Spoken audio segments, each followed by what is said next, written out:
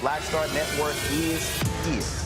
Hold no punches. I'm real revolutionary right now. Support this man, Black Media. He makes sure that our stories are told.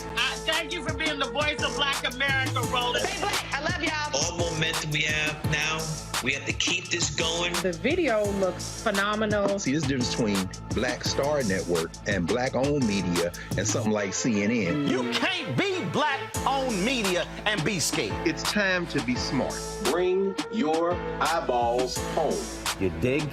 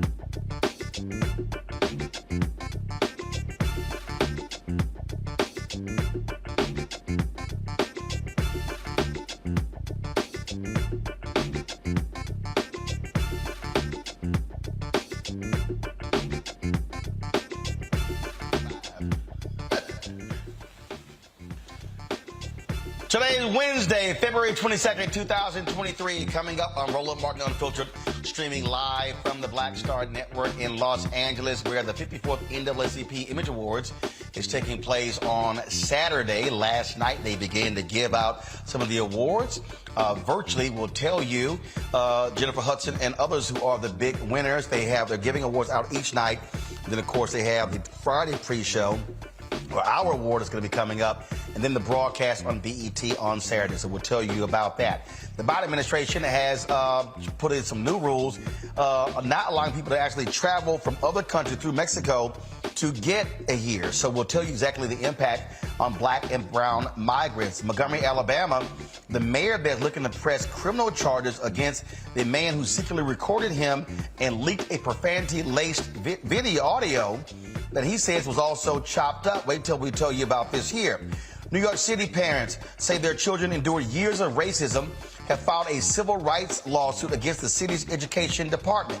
Amos and Tiffany Winbush said their children have endured unimaginable racism, physical and emotional trauma during their time at the Peck Slip School. We'll talk to them as well as their attorney. Also, the family of Malcolm X, they are suing New York and several federal agencies for responsibility for his death, of course, at the Audubon Ballroom. Plus, we're going to preview the upcoming State of the Black World Conference with Ron Daniels, president of the Institute, the Black World 21st Century. Plus, the creator of the world's first ever virtual reality charter school will join us for on our Tech Talk segment. It's time to bring the funk on Roland Martin Unfiltered on the Black Star Network. Let's go. He's got it. Whatever the miss, he's on it. Whatever it is, he's got the scoop, the fact, the find. And when it breaks, he's right on time and it's rolling. Best believe he's knowing. Putting it down from sports to news to politics. With entertainment just for kicks, he's rolling. It's on go, y'all. It's Roland Martin, Rolling with Roland now. He's funk, he's fresh, he's real, the best, you know he's Roland Martin now.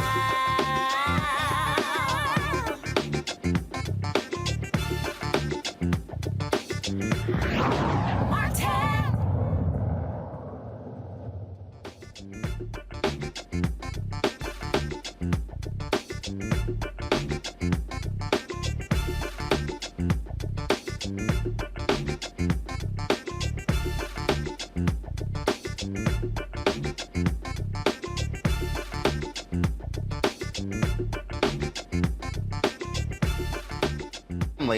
They want to hold the people accountable who they say played a role in his death. Their attorney is Ben Crump. They have filed a $100 million lawsuit against the CIA, the FBI, and the New York City Police Department, saying they played a role in the death of Malcolm X. The announcement took place at the Audubon Ballroom in Upper Manhattan, where Malcolm X was shot and killed on February 21st, 1965, flanked by her sister, Quabila Shabazz, and attorney Ben Crump. Iyasa Shabazz says she hopes the events that shattered her mother will finally tell the story of who was behind her father's death. On February 21st, 1965,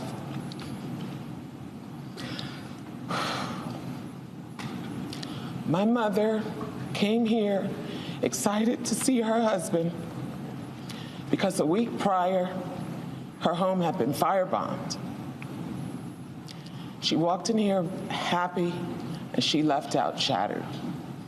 For years, our family has fought for the truth to come to light concerning his murder, and we'd like our father to receive the justice that he deserves.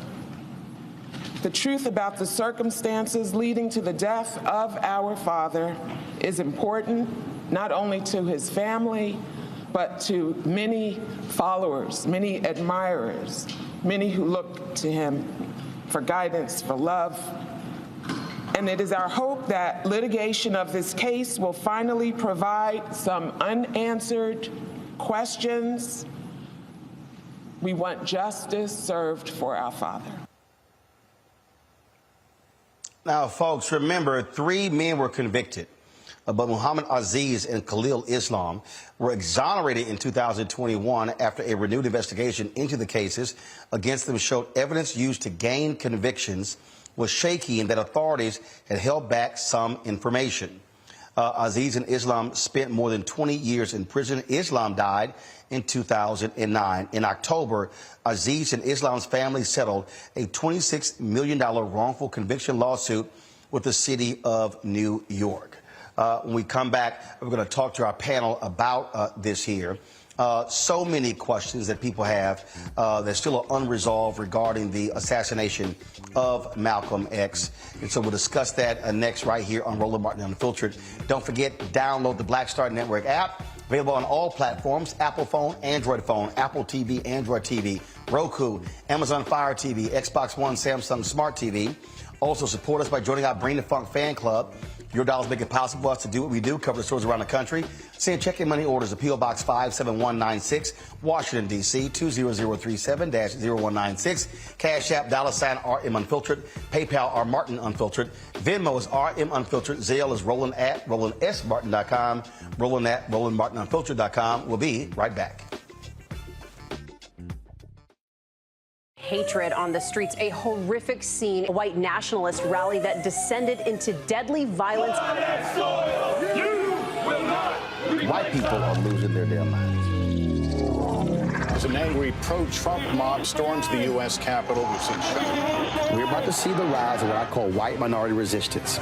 We have seen white folks in this country who simply cannot tolerate black folks voting. I think what we're seeing is the inevitable result of violent denial. This is part of American history. Every time that people of color have made progress, whether real or symbolic, there has been what Carol Anderson at Emory University calls white rage as a backlash. This is the rise of the Proud Boys and the Boogaloo Boys. America, there's going to be more of this. Here's all the Proud Boys, guys. This country is getting increasingly racist in its behaviors and its attitudes because of the fear of white people. The fear that they're taking our jobs, they're taking our resources, they're taking our women. This is white fear.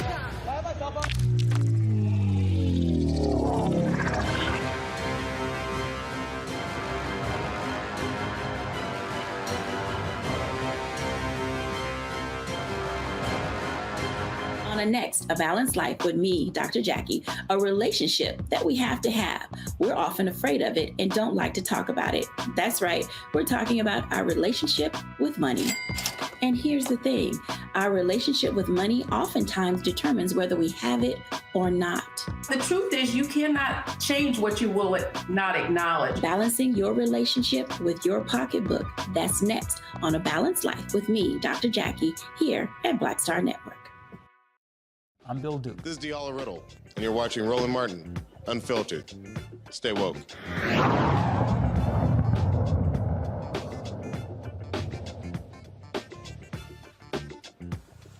Go to the wide shot. What do y'all do?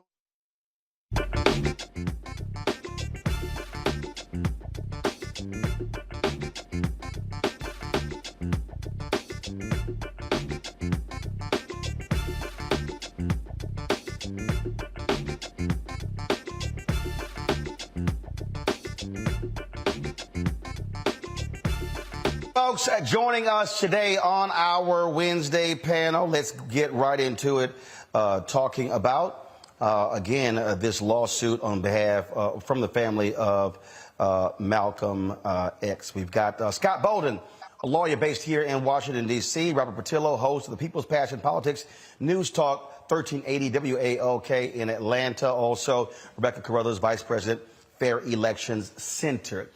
Scott, I'll start with you. This lawsuit, we know through, it was a Netflix documentary. We had the brother who did it and on the show, and he really uncovered so much information about it. And then, of course, you have this particular settlement here. And here's the deal with this lawsuit. We know there's a lot of information that is still redacted. There was a New York Police Department officer who, on his deathbed, talked about NYPD's involvement in this. What do you make of this lawsuit seeking answers? It's a really interesting lawsuit, a bit late in the game, but Ben Crump must believe he's got a smoking gun document, or he's filed this lawsuit to get access to those documents that have been kept secret or been redacted for several years. In a civil lawsuit, you can produce documents under seal whereby only the judge can see these documents if necessary.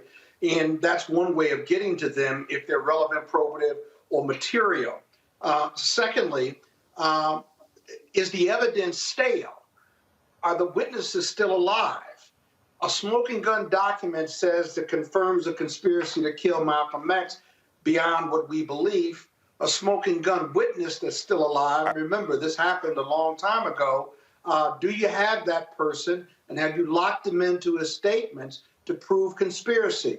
I think they've got an uphill climb, but the journey is going to be worth it if they can uncover, regardless of damages, if they can uncover and tell America what really happened in the assassination of Malcolm X. Robert, I see this really as an opportunity to try to wrangle out the information that for so long has been suppressed.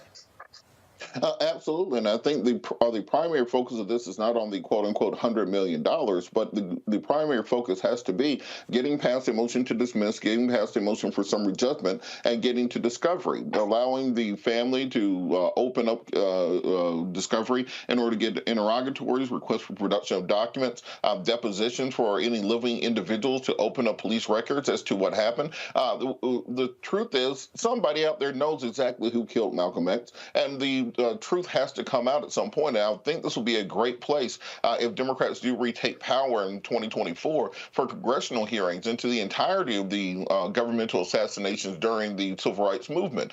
We have many black political prisoners who are still in custody until this day. There are many black radicals who have stayed in exile their entire lives. We know the impact that the CIA and the FBI and other federal agencies had in fighting back and the political assassinations and prosecutions of many black revolutionaries. And I think it's time for Congress to come to terms with this, open up a full congressional investigation, and provide answers to the hundreds or thousands of individuals who were murdered by the government of the United States of America during the course of the fight for black liberation. Rebecca, folks, a lot of people may not remember there was a United States House Select Committee on Assassinations in 1976. They were investigating the deaths of John H. Kennedy, President John Kennedy, and Reverend Dr. Martin Luther King Jr. So what Robert's talking about, that is not something that hasn't been done before. And remember, the King family actually had a similar suit where it was determined who played a role in the death of Dr. King. That actually went to trial. So what he's saying, it's been done before. So this lawsuit is not out of the norm. Sure. So we could look at precedent of where, yes, there should be some type of investigation. That investigation, yes, should happen publicly. Congress is a great platform in which to do so.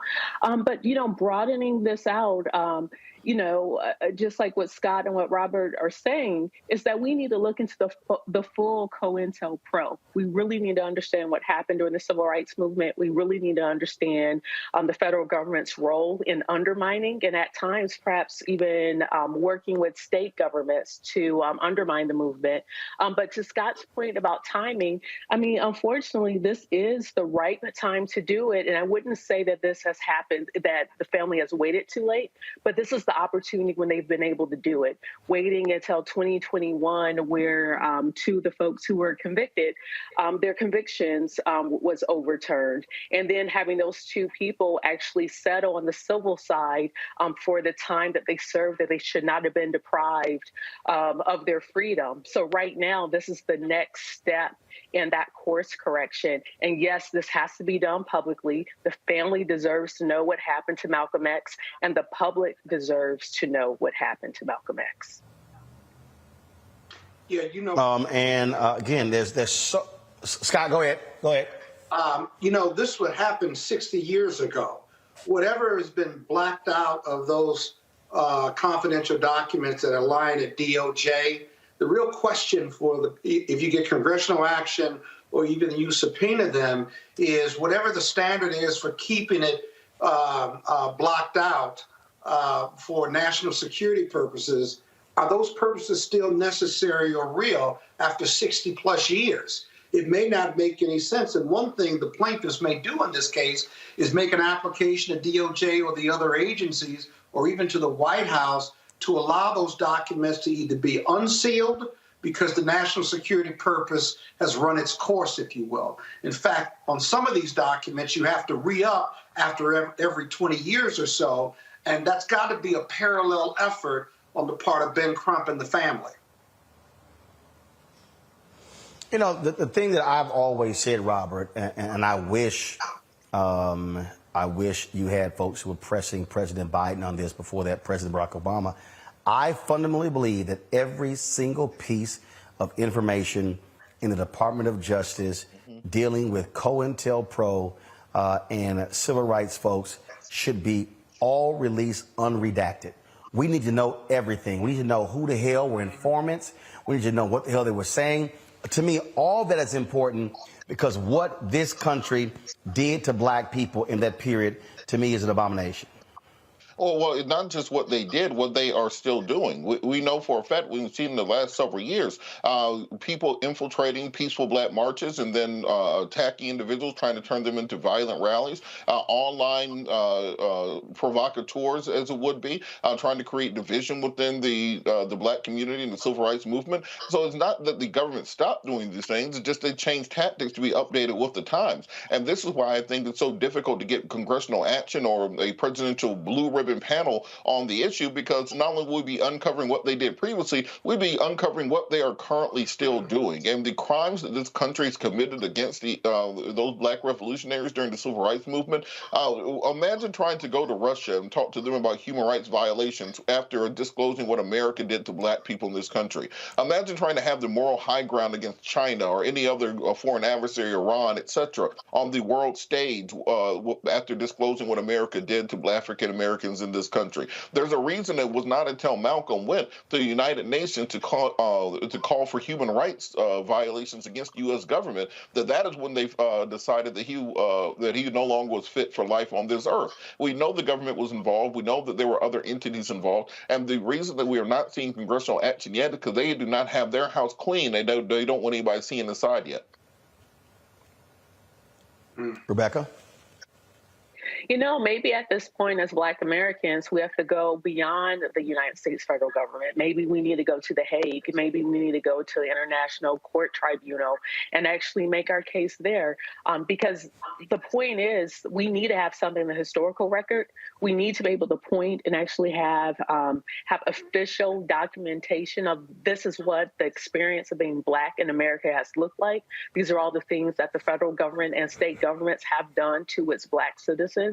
And then as we move forward with reparations, we know exactly where and how and who and what those reparations should go to. All right, folks. So before we go to break, glad to have Scott Bolden here. He's not sitting in jail. Y'all might remember the story we told you about where the federal judge in Baltimore in the case of Marilyn Mosby, she was not happy with Scott, y'all. She threatened to throw his ass in jail. I don't know whether or not she dated a Kappa in college, but let's just say, man, she was upset with Scott cussing on the courthouse steps. And, of course, her going after Scott caused his law firm to have to remove themselves from the case of Marilyn Mosby. She had to get new attorneys in that case as well. So, Scott, bring us up to date on what happened with your case, because clearly you're free. What an intro. Yeah, thanks, Roland, I guess. I mean, my goodness gracious. Scott, you got to admit, that was a hell of an intro. That was a hell of an intro. Yeah, I could write a different one, brother. But essentially, the case was reassigned. The case was reassigned to a senior judge. The senior judge conducted the hearing yesterday, Judge Richard Bennett. And after the hearing and presentation by my lawyers and court heard from me, essentially, and this is public information, the court decided that admonishment was certainly in order which we accepted and accepted for sure. But the court decided not to seek criminal sanctions, no referrals, and the case essentially is over. The order, as well as the proceedings, are all a matter of public record. I'm very happy that it's behind me. And listen, I look forward to Marilyn Mosby's innocence with a new set of lawyers, and I'm continuing to support her and advise her along the way. She's a wonderful public official, former public official, got a wonderful family, and I'm confident that she'll be exonerated in the end. All right, then. Well, good, because I didn't know whether we got to sit here and rustle up some bail money to get you out. You got to do that, so glad to see. Call Roland, and call somebody. Tell him I'm in here. And Roland would take his time getting there. He said he'll call me a couple of days later. You still in? Hey, if Alpha call me, I'll be there. Right, exactly. Robert, what'd you say, Robert? I said it's called zealous advocacy. If you haven't almost gone to jail representing the client, you ain't been trying hard enough. It was been a very difficult place to be in, notwithstanding. It's been a very difficult place to be in, despite how much trash I talk on this show. I'm glad it's resolved and behind me. Yeah. All right, folks, got to go to a break. We come back, we're going to talk about new rules from the Biden administration when it comes to migrants trying to travel to the United States. We'll discuss that. We'll talk about the Image Awards. We'll discuss that and lots more on today's show. Plus, the guy who killed Nipsey Hussle, 60 years in prison. We'll give you the details on that case as well. So lots to break down. You're watching Roland Martin Unfiltered right here on the Black Star Network.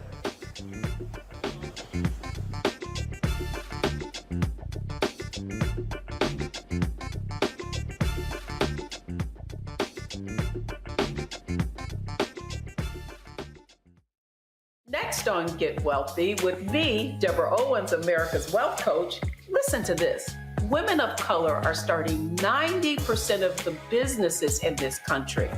That's the good news. The bad news, as a rule, we're not making nearly as much as everyone else. But joining us on the next Get Wealthy episode is Betty Hines. She's a business strategist, and she's showing women how to elevate other women. I don't like to say this openly, but we're getting better at it. Women struggle with collaborating with each other.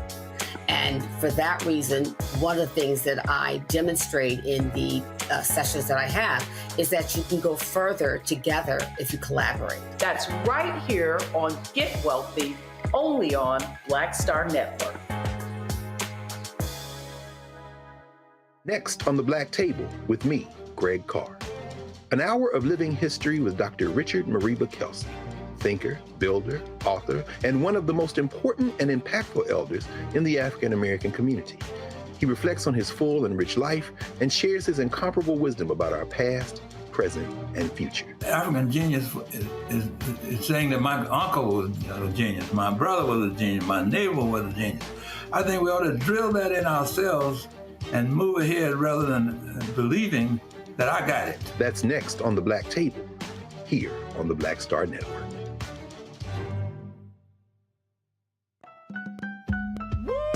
We're all impacted by the culture, whether we know it or not. From politics to music and entertainment, it's a huge part of our lives, and we're going to talk about it every day right here on The Culture with me, Faraji Muhammad, only on the Black Star Network.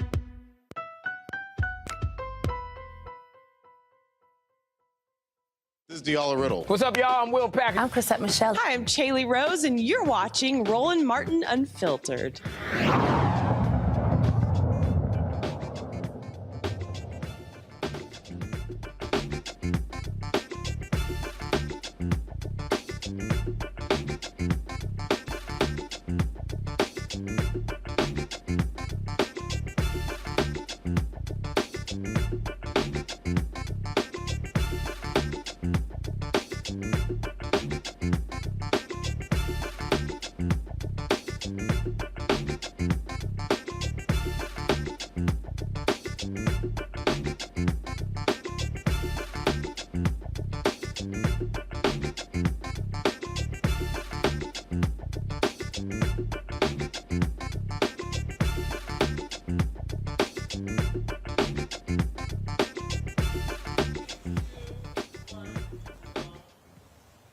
All right, folks, a couple of announcements today out of the Biden administration. First, we'll deal with this issue when it comes to migrant workers. What they have done is made some changes to those who are seeking asylum. The rule is going to apply to migrants traveling through their countries to other countries to the U.S.-Mexican border. So what's going to happen is there are going to be some exceptions as well. Joining us now is Gerline Joseph, founder of the Haitian Bridge Alliance. I'm glad to have you here. So can you explain to us exactly what are these new rules, how they're going to impact black and brown migrants? Thank you so much for having me once again. The reality is with the new policies, the new rules are creating extreme barriers for people seeking asylum at the U.S.-Mexico border specifically. And when it comes to black, brown, poor, indigenous, LGBTQAI members, we are extremely worried because they will be forced to ask for asylum in another country during their journey prior to coming to the U.S.-Mexico to ask for asylum. And even before we delve into more details, we want people to understand that seeking asylum is the legal and right thing for people who are fleeing extreme danger, political turmoil, gang violence, etc., to come and be able to ask for asylum. So with that in mind, we are pushing back, saying we must allow people to come and ask for asylum, not using policies that are put in place as deterrent. And not only that, using policies that were created by Trump and Stephen Miller. So, obviously, this has been portrayed as Biden and the administration cracking down on the border and cracking down on illegal immigration. Yes, so it is very sad, honestly, to see the narrative that's being used. To say somebody who comes and asks for asylum is doing something illegal, it is absolutely false. Again, this is the right to come and ask for asylum. Both U.S. and international laws allow for that, and we are seeing falling into the narrative of the right that is portraying people coming to seek asylum as, the former president mentioned them as criminals and rapists, and not that, without centering the humanity of black and brown folks seeking asylum that are fleeing political turmoil, that are coming from Haiti, or LGBTQI from Jamaica, fleeing extreme conditions, traversing 11 borders to come and ask for asylum. What this regulation is saying is that if you flee Jamaica as an LGBTQI plus person, if you flee Haiti with the current political turmoil and gang violence, you should seek asylum in Nicaragua, when at the same time people are fleeing Nicaragua coming and ask for asylum. So that's why we continue to make sure we educate people about what asylum is and how people will be impacted by the new policies, specifically when it comes to black people. Questions from our panel. Rebecca, you're first.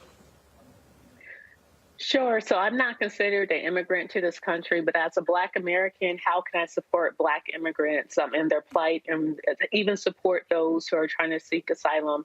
What type of information would you give to people like me with how we could be supportive? Thank you so much, sister, for saying that, because where we are standing, we are calling for unity of the Black diaspora. Understanding that your ancestors and my ancestors were on the same boat, probably just being sold to a different master in maybe South Carolina, and mine ended up in Haiti. Understanding that reality, our shared history, our shared understanding, how do we come as one and say we are standing for one another? We are going to make sure that we move the scarcity mentality, the divide and conquer mentality that they continue to put in our community.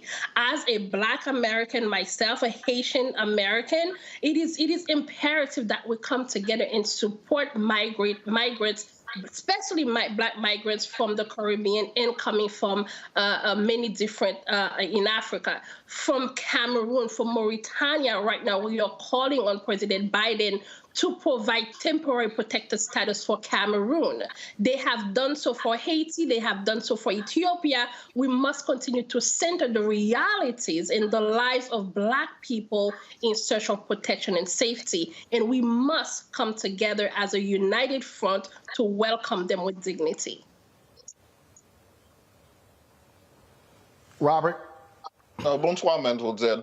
I did have a question about just the unmitigated gall of the U.S. and the Biden administration, particularly with a Caribbean American, Kamala Harris being the border czar, a Haitian American, Karine Jean-Pierre being the communications director, the diversity that they talk about. However, they are still keeping the Trump era policies when it comes to immigration and doubling down on them, particularly given the 200-year history of America meddling in the affairs of Haiti within their hegemonic sphere of influence and very much being responsible for the majority of the political dystopia that has descended upon there. What can be done politically here to ensure that the Biden administration abides by their campaign promises to help the Haitian people when in reality all we've seen is horses and whips on the border and an increasingly draconian policy towards Haitian immigration?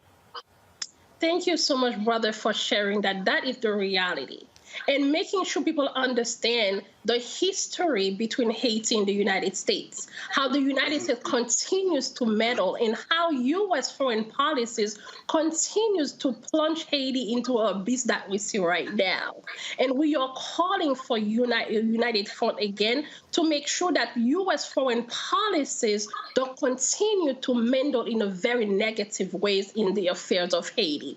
And as you mentioned, we all watched in 2021 September, how the United States responded to Black people. And the response was specifically because we had Black people at the border. And the whip that we saw was the reality.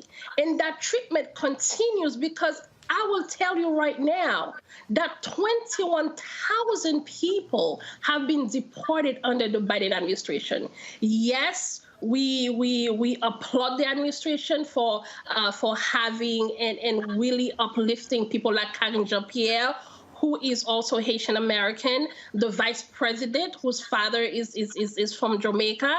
And we really want to make sure that equity is in all aspects of that, and making sure that we center the lives of Black migrants specifically. And as we continue to celebrate Black History Month, understand the impact of the Haitian Revolution, the impact of what the contribution of Haiti and the Haitian people continue to make in the United States. So it is imperative that we look at those policies, that we ask the Biden administration, we ask Congress, we ask the elected officials to make sure that foreign policies toward Haiti are centered into the well-being of Haiti and the Haitian people, so they don't have to flee.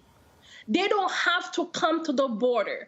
And I can tell you that all the people that I talked to, none of them said we woke up today and we just wanted to leave. They leave because they have no choice. But if given the choice, they want to stay in their home. That is why we call on the U.S. government to be a true friend to Haiti for once and for all by supporting infrastructure, by supporting sustainable infrastructure in Haiti to help people with proper road, agriculture, education, hospital, healthcare, so people don't have to flee. But when home is in the mouth of a shark, people have no choice but to flee. So the policies that are being put in place cannot be deterrent policies. They have to be finding a way to welcome people, especially Haitians and other majority Black countries, with dignity.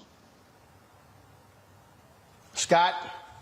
Yeah, but I hear you, and you are a terrific advocate for the Haitian immigration issue, but it's not happening.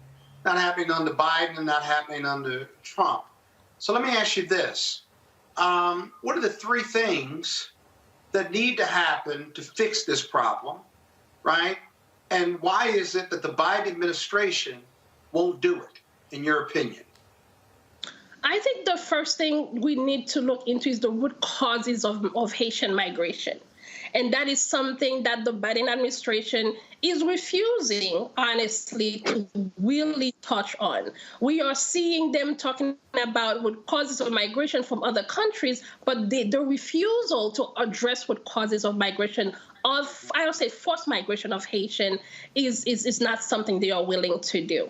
And I can only think because, of course, the relationship between Haiti and the United States, the fact that we are the first Black Republic, all of those things continues to be, a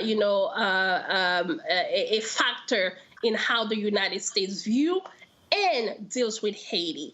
That is why we are asking again for policies that are fair, that are able to welcome people with dignity. But unless and until we address the root causes of migration of Haitians, which is political instability, which is impacted by U.S. foreign policies, which is impacted by the core group, which is impacted by many international forces, and include deportations of Haitians that we call external violence. So we are seeing a combination of internal violence in the country of Haiti and also external violence by deportation of Haitians who come and flee and ask for asylum being sent back to Haiti. So we really have to look into those different aspects and address those with Congress, address those with the political, with the elected officials, and really put the Biden administration to do the right thing. Yeah, but what are the top 3 things that need to happen? What 3 changes would you ask for that are doable and would fix this issue? The top 3 things, again, as I mentioned previously, is addressing root causes of migration.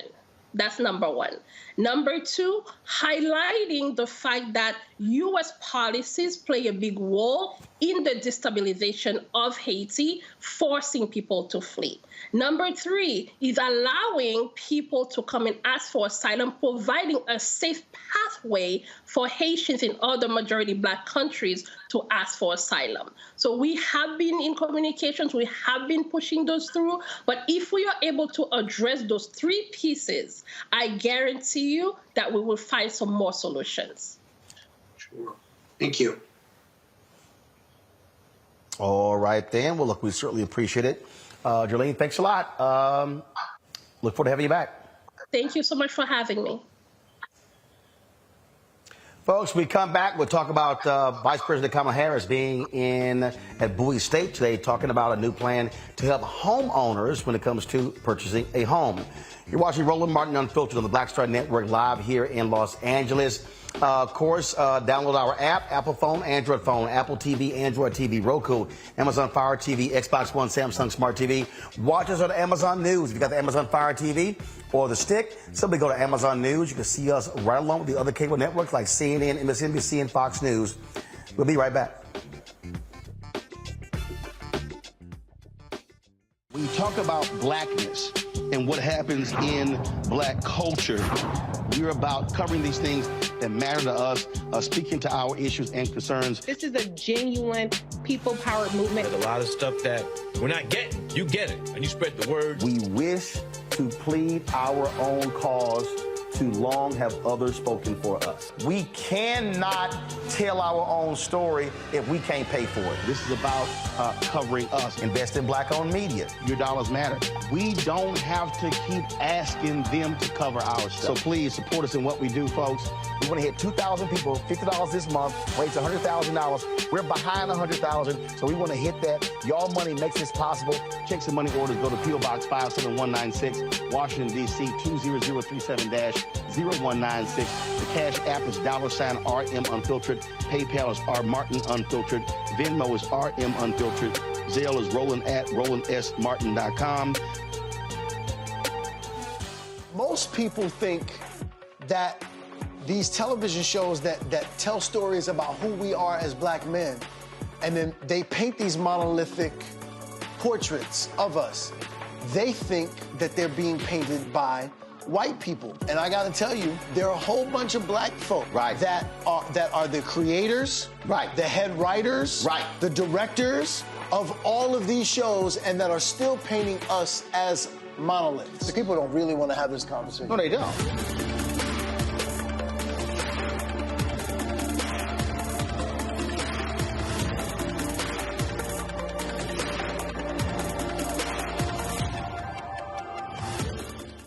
Hi, I'm Teresa Griffin. Hi, my name is LaToya Luckett, and you're watching Roland Martin Unfiltered.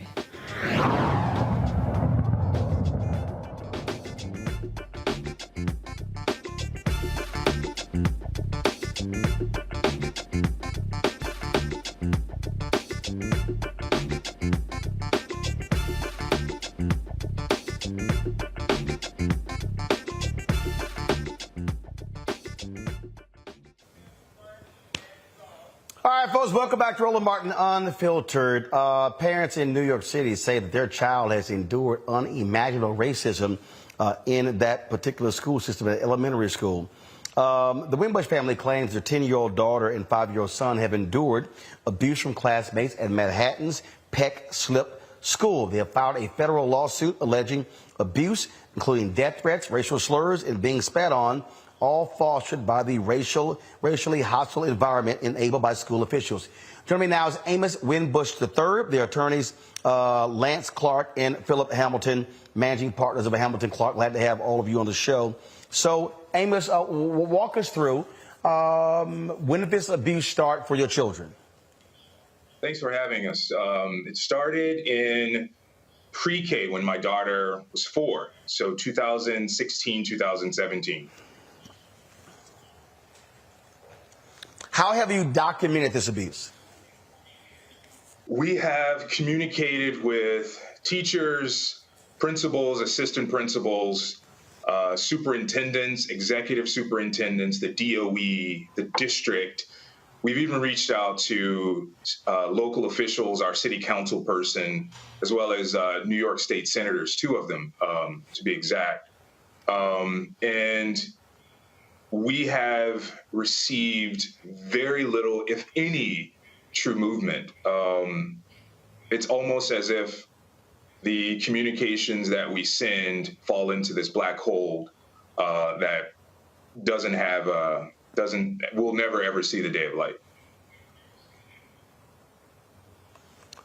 This is somewhat strange, Lance and Philip, because you often see schools talk about having a zero tolerance policy when it comes to these sort of things. I mean, Roland, it's strange yet not in any way surprising, right? Sometimes these policies, as we know full well, are what we would amount to as lip service, right? And I think in this instance, with the allegations that we put forth in the complaint, that is very much so true in many respects, even with regards to the week that we filed this matter. It was the Respect for All week in regards to the New York City Department of Education, but we have very thoroughly put forth the fact that over the course of the years that Mr. Winbush and his wife have had to endure their children not being respected, disrespected, physically assaulted, spat on, psychologically, engaged with in regards to a lot of trauma that they've had to suffer. And it's ultimately not okay. And I think part of this lawsuit is undermining a lot of just that lip service that we see paid, whether it's to diversity and inclusion initiatives or any other realm that is supposed to just essentially have us as a people back off, that to the extent that we don't fight, we're not ultimately able to resolve a lot of the underlying issues that we see within this complaint. So, lip service, at this point, it's just not going to be enough. We're demanding results. Questions from my panel. I will start with you, Scott. Hey, you all. Scott Bolden here. As I read the complaint, you came in on the 42-1983 and on the Title VI because they get federal funds. But the complaint reads like a book of abuse, basically. I'm actually really surprised that the school system and the school itself has not engaged you, actually, has not tried to resolve these issues, has not had a zero tolerance policy.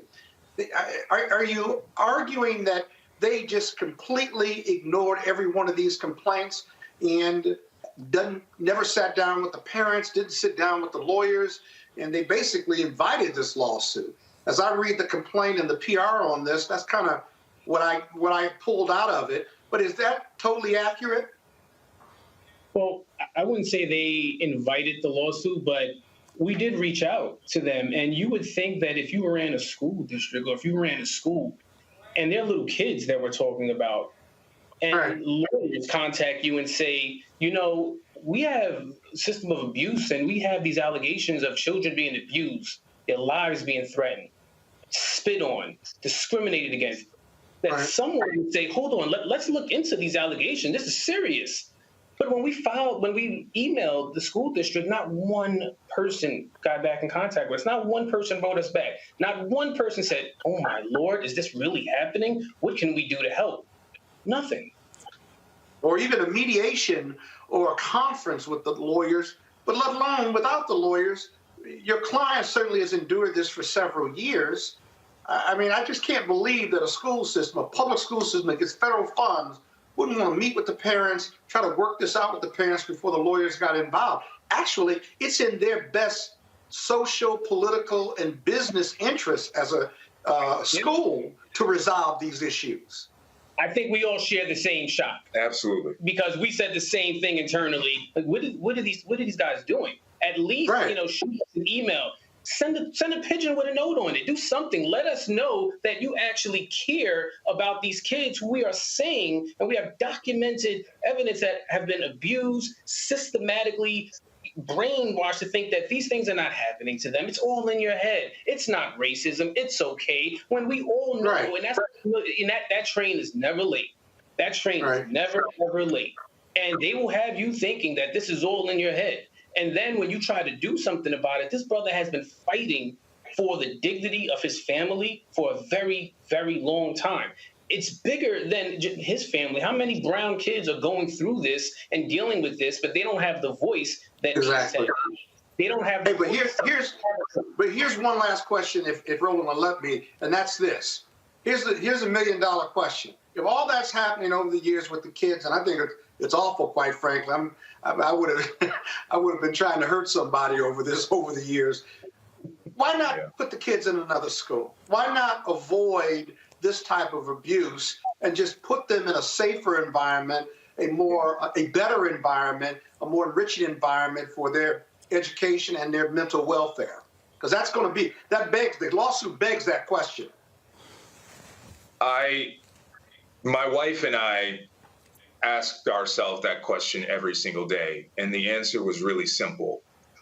At the end of the day, when you've reached out to the school district and you've reached out to the DOE, and we received a reply back from the DOE, the lady who actually runs our district, and she says to me that what I described to her, this is a white lady, doesn't sound like racism. Now, what started that conversation to reach out to the DOE was a little white girl telling my daughter that her skin was brown, and that meant that it was dirty, and that she needed to take a bath and scrub it so that it could be clean and white like hers. So removing our kids from a school into another school under the exact same Department of Education, under the exact same system, doesn't solve anything. If anything, it adds trauma upon trauma, because we're going to remove her out of a situation where we know what's going on into another situation where we would then have to figure it out. And the damage of figuring it out over and over and over again, we, number one, didn't want to do. And number two, Black families for hundreds of years had to flee in the dead of night to run away from racism, bigotry, and violence. And we did not want to create a timestamp in our children's minds that they did something wrong, that their skin color was wrong, and that every time that it is approached to them, that it's time for them to pick up and run. There's literally nowhere to go. And they knew that. The school officials knew that. And most importantly, that we figured in this whole process is that they made the calculation that Black people are emotional. So if Black people are emotional, we can coddle them for a period of time, let them know that we hear them, but not do any action to prevent it from happening over and over and over again. So when enough becomes enough, then it's enough.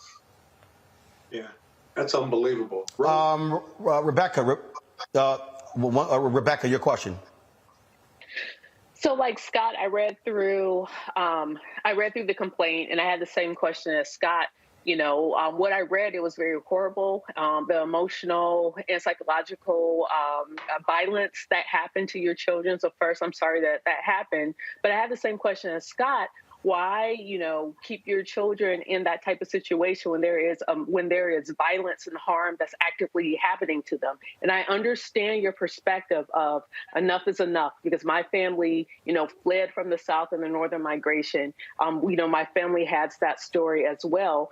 So I'm going to just broaden this out. What do you want out of this? Do you want your kids to be able to return or to stay if they're still within that school system? Do you want folks fired? Do you want there to be some oversight from like the state of New York education, a Department of Education? What do you want in all of this? First, I want to say that it's not just our kids. We have friends we live in Lower Manhattan. We've lived here for 18 years. We are active participants in the community. It's not just our kids. It's not just in this school. It is a systemic problem across New York City. That's the first thing. So regardless of where we place our kids, they're going to experience this because the indifference that's presented by the adults in the room to these problems allow it to fester and have roots. What we want is, number one, accountability, and we want transparency.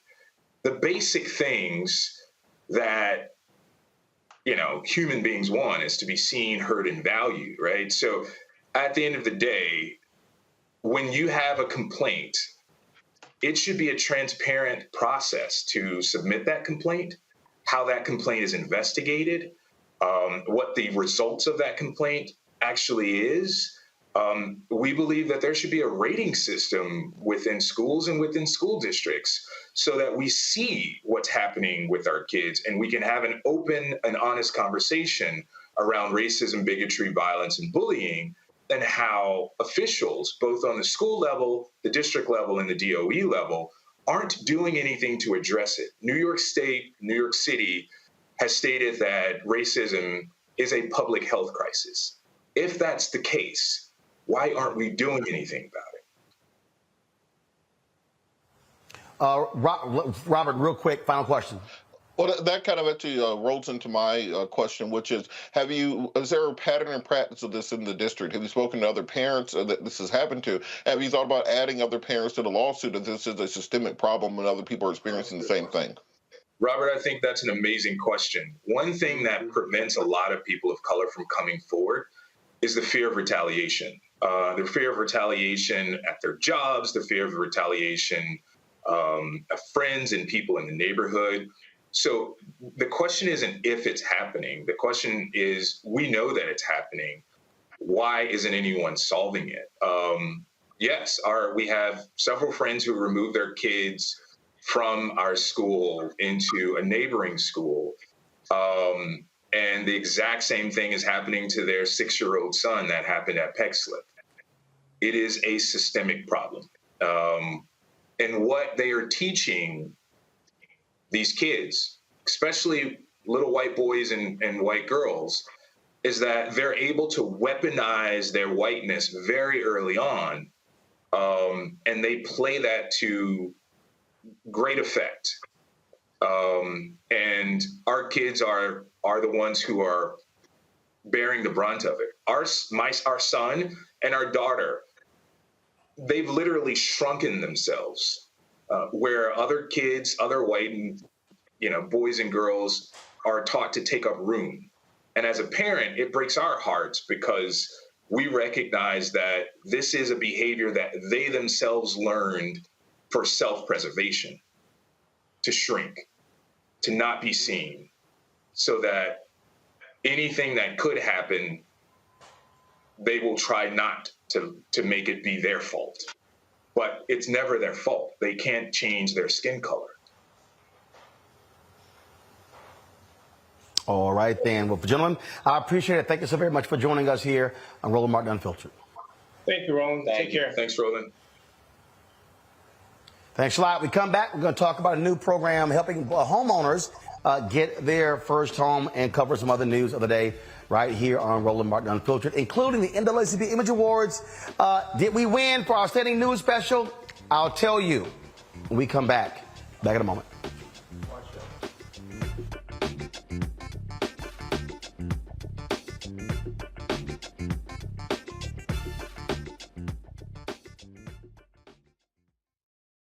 Folks, Black Star Network is here. Hold no punches. I'm real revolutionary right now. Support this man, Black Media. He makes sure that our stories are told.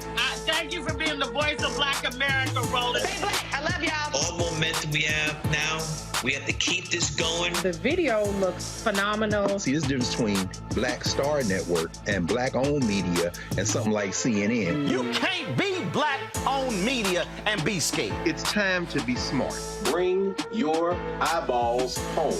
You dig?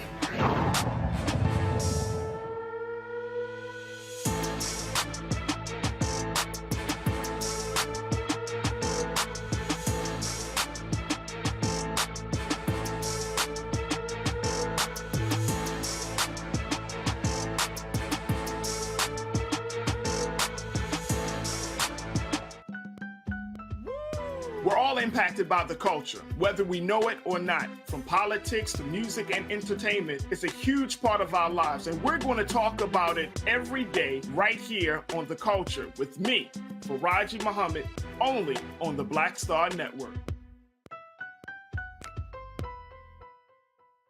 On a next, A Balanced Life with me, Dr. Jackie, a relationship that we have to have. We're often afraid of it and don't like to talk about it. That's right, we're talking about our relationship with money.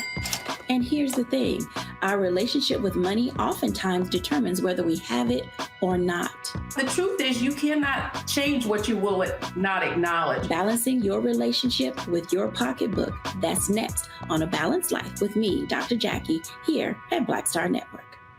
Hi, my name is LaToya Luckett. Yo, it's your man Dion Cole from Blackish, and you're watching Roland Martin Unfiltered. Stay woke.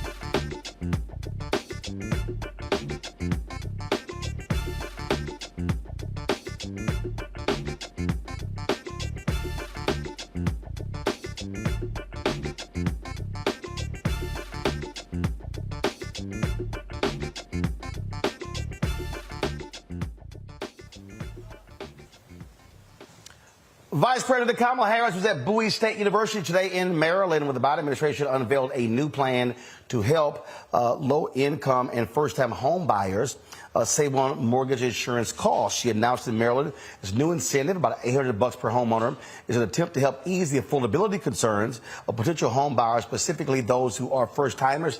Here's her speaking at Bowie State. On average, homeowners will pay at least $800 a year less on their mortgage, and that's $800 more in your pocket for household expenses. We expect that with this new approach, more than 850,000 Americans a year will benefit from this discount. Many will be first-time home buyers. Folks, on March 20th. Wisconsin Supreme Court sets up a dream match for Democrats. Last night was the election, and Democrats turned out in huge numbers. And they chose Milwaukee County Circuit Judge Janet Protasewicz and ex-Justice Republican Dan Kelly They were the top 2 vote getters in Tuesday's primary. Now, right now, Republicans control the Wisconsin Supreme Court by a 4-3 majority. If the Democrat wins, they will flip the court that she has run on abortion rights. She's run on saying the maps in the gerrymandered maps in Wisconsin are illegal. Republicans are scared to death that if she wins, that means Democrats will overturn gerrymandered maps as well as the law against abortion there. They will face off in the general election. Again, conservatives have held a majority of the Supreme Court for the last 15 years. It is locked in Republican rule. They have taken votes away from, they've taken away power from the Democratic governor there as well. This, Robert Patillo, is a huge race because what it speaks to is, again, how do you change your politics when you change the Supreme Court? We saw what happened in North Carolina when Democrats got a majority of that Supreme Court and were able to rule against racial gerrymandering and other issues. This is where the courts matter on the state level. Yeah, Democrats have failed to compete on the state level for many of these positions for years. If you look at what happened in North Carolina, even if you look at former Chief Justice Leah Ward Sears on the Supreme Court here in Georgia, these races are crucial, and we have to start playing on this battlefield across the country. We have to start putting money into state and local races, state and local judiciary races, because when these people come back to try to steal the election again, to have the next January 6th, this time more well planned out and well thought out, with better executions, and they already had one dry run, it's going to be state Supreme Courts deciding many of these electoral cases. It's going to be locally elected officials making decisions on these voting patterns, etc. So it's crucial for us to pay attention to these races because they've been working on these races for decades now, and they hold a severe majority in state houses across the country and judicial appointments in state Supreme Courts nationwide. Rebecca, you've got these conservative billionaires. They poured a bunch of money into this race for Dan Kelly. But here's the thing. Dan Kelly lost in 2020 by 11 points. And in fact, what happened here was Democrats were actually pouring money against the other Republican to knock her off the ballot. And many Republicans were saying if she loses the primary, guess what? They're going to lose in the general. They're scared to death. This could very well be one of the costliest state Supreme Court races in American history. Yeah, to Robert's point, the Supreme Court races are the races that we really need to pay attention to. Like we even saw last year what happened in Ohio when folks didn't take those Supreme Court races very seriously. And then even to Scott's point, what happened in North Carolina, you have now the North Carolina Supreme Court saying that they're going to go back to previous cases that was determined by the previous court, which was a Democrat majority court. And they're going to try to undo voting rights in North Carolina. And so I think it's very important for folks who are involved, whether it's the parties or whoever, community groups have to make sure that people understand why these races that are off races or off cycle races, why they're so important, why they and how they impact people's daily lives. The Supreme Court in Wisconsin is probably going to determine what labor union rights is going to look like in Wisconsin. So it's going to be a very important race. I believe the general election is now in April, so I hope many people will turn out for it. Scott, when we talk about these state races, again, the Supreme Court has already made it clear, hey, stare decisis, what the hell, we don't care. So at the end of the day, look, if you take control, you can undo a lot of the damage that conservatives have inflicted. And, of course, there's a fear that the same thing. Right now, Democrats have a 4-3 majority on the North Carolina court. Had Sherrod Beasley not lost by 400 votes, it will be a Democratic majority of 6-1. But, again, hey, if you're Democrats, if they play politics, what the hell? Why can't you? All politics is local politics. Let me take it a step further for your listening audience, right? State Supreme Court justices, they're running for office. So this is a political office until you get to the judiciary. But whether it's Wisconsin or any other state, the state Supreme Courts, Republicans love state rights, okay? So now we're going to go to state rights. These Supreme Court justices pick and choose what cases they want to hear that are coming from the Court of Appeals or even sometimes at the state court level. And so they can make a decision if it's 4-3 Democrats They can make decisions on abortion rights, voting rights, civil rights, gun rights, abortion rights, a woman's right, gender rights, if you will, queer rights. I mean, they can run the gambit. And here's another thing, Roland. Lawyers decide which cases to take up to the state Supreme Court based on who's sitting in that Supreme Court. If they know they got a shot with 4 or 5 Democratic justices, right? The voting rights and the voter reapportionment, they can choose to take up there and have a fairer election, redraw the maps so that Democrats, fairly, Democrats have a more fair shot at it. It is one of the most powerful courts in the land, notwithstanding the federal and the U.S. Supreme Court. You can control which states Democrats can control by putting a 4-3 or 5-2 margin up there. It's vitally important. If you're a Democrat, you need to be sending money to the state justice race, right? Because it'll have ramifications on the politics of Wisconsin. And once you get Wisconsin and you got North Carolina, now Democrats can get real smart and start taking some of these other state offices that are going to control voting rights vis-a-vis the president and the ability to determine who the delegates are in the next presidential election. We should take that for granted. You can't take that for granted anymore. I'm sending money to Wisconsin tomorrow. Seriously. Makes sense. Folks, history made last night in Virginia when Jennifer McClellan defeated Republican Leon Benjamin in the Tuesday special election to fill the seat of the late Donald McEachin, who died in November. McClellan was a state senator and corporate lawyer. She was declared the winner over Republican Leon Benjamin, a pastor. Within the first 30 minutes of the polls closing, she ended up getting 70% of the vote. Again, first black woman to represent Virginia in Congress. So congratulations to her. This story out of Montgomery, Alabama is pretty crazy. Leaked audio surfaces of Montgomery, Alabama's first black mayor, Stephen Reed, making some pretty disparaging remarks about the black vote. The 2-partial audio clip released Monday of a 2020 conversation Reed had with Charles Lee, the director of the nonprofit organization That's My Child. In the audio, Reed makes profanity-filled remarks about race, investment in the city, and apathy towards Maxwell Gunther Air Force Base. Now, again, this is not being fully authenticated. Was it chopped up? Was it edited? But here is some of what was said. Don't ask me. I can come smile. I don't fucking have to do no goddamn work. Right? I don't have to do no work systemically, and I'm going to be fine. And guess what? I will always get 38 to 45% of the white vote. If I get 30 to 45% of the white vote, I don't fucking have to damn get the black vote I got this past election. I'll fucking win.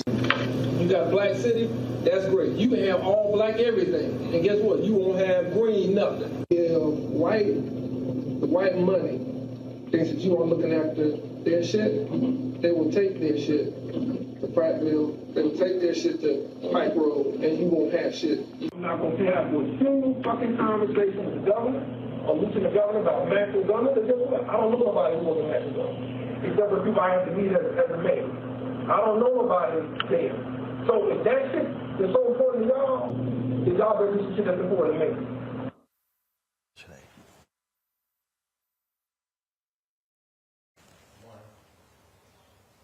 Well, Mayor Reed not happy at all with this, and he says he plans on suing. He came out of an interest in personal gain. He came to shake me down. He came to extort the mayor of this city, at which on a day when tension was already as high as it could be, it went even higher. And it went higher because I was offended that others in the community who look at him as a role model and as someone who had been a leader would take that opportunity. The pain of a family, not only in Minneapolis, but the pain of a community across this country,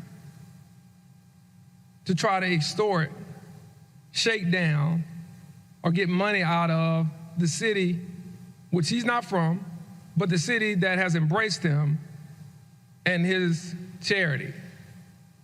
And so what you hear in splices of the manipulated audio is an angry person who is frustrated and is very, very displeased, to put it mildly, with someone who has gotten the confidence of many leaders in this community asking about where his money is.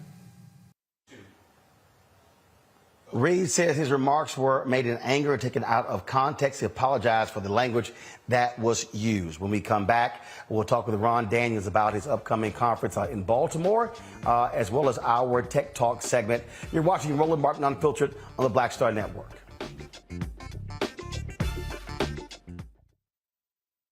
Hatred on the streets, a horrific scene, a white nationalist rally that descended into deadly violence.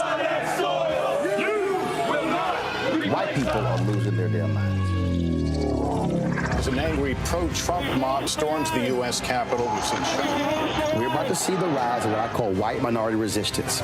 We have seen white folks in this country who simply cannot tolerate black folks voting. I think what we're seeing is the inevitable result of violent denial. This is part of American history. Every time that people of color have made progress, whether real or symbolic, there has been what Carol Anderson at Emory University calls white rage as a backlash. This is the rise of the Proud Boys and the Boogaloo Boys. America, there's going to be more of this. Here's all the Proud Boys, guys. This country is getting increasingly racist in its behaviors and its attitudes because of the fear of white people. The fear that they're taking our jobs, they're taking our resources, they're taking our women. This is white fear.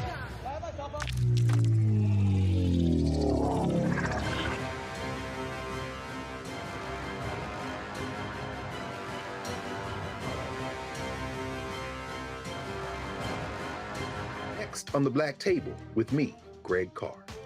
An hour of living history with Dr. Richard Mariba Kelsey, thinker, builder, author, and one of the most important and impactful elders in the African American community.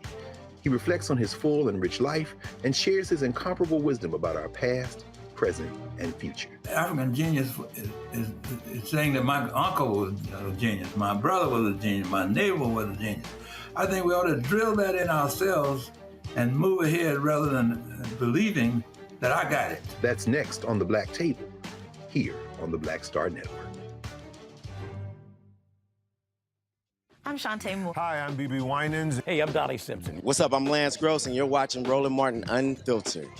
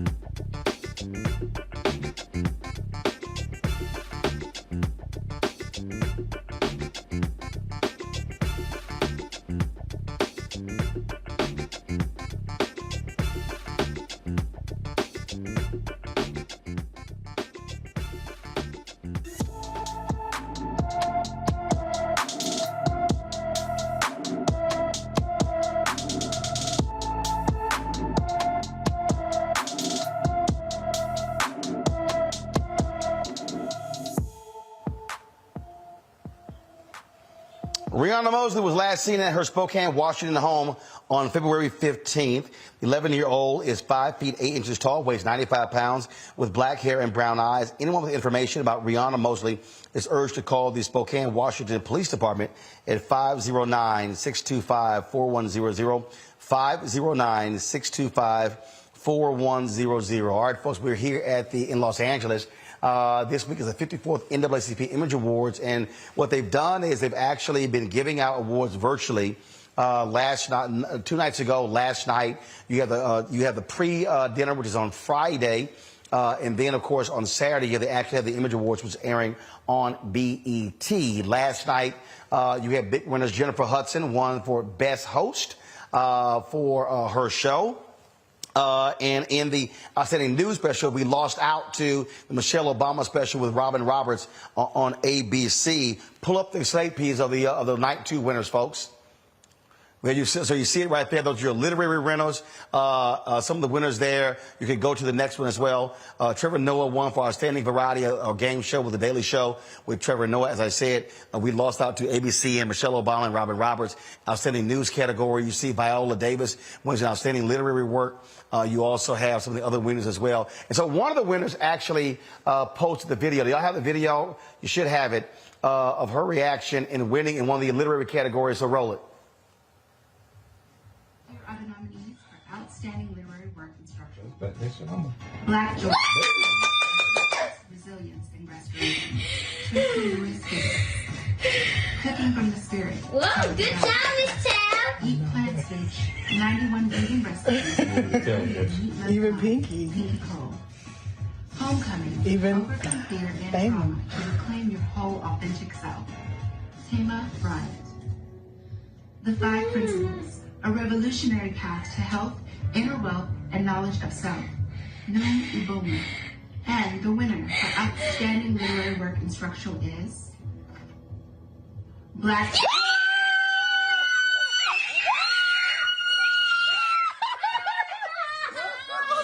Oh my God, man. Oh my God!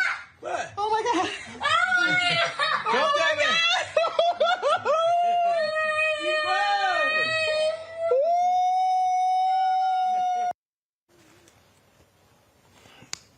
As I said, you have, again, tonight there's a symposium taking place. I'm going to be participating in that. Then, of course, you have the additional virtual shows that are going on. And then, of course, the pre-show dinner on Friday night. We'll be there broadcasting as well. And then, of course, on Saturday, the awards show, we'll be broadcasting live from the red carpet as well. And so definitely looking forward to that as the NAACP saluting black excellence across the board. I'm going to ask Rebecca this because I want to start with you. One of the things that whenever these award shows happen, Rebecca, we have, Oscars so white, people complaining about not getting enough, putting the Golden Globes, not getting enough SAG Awards. But the reality is this here. We know how white privilege works. We know how racism works.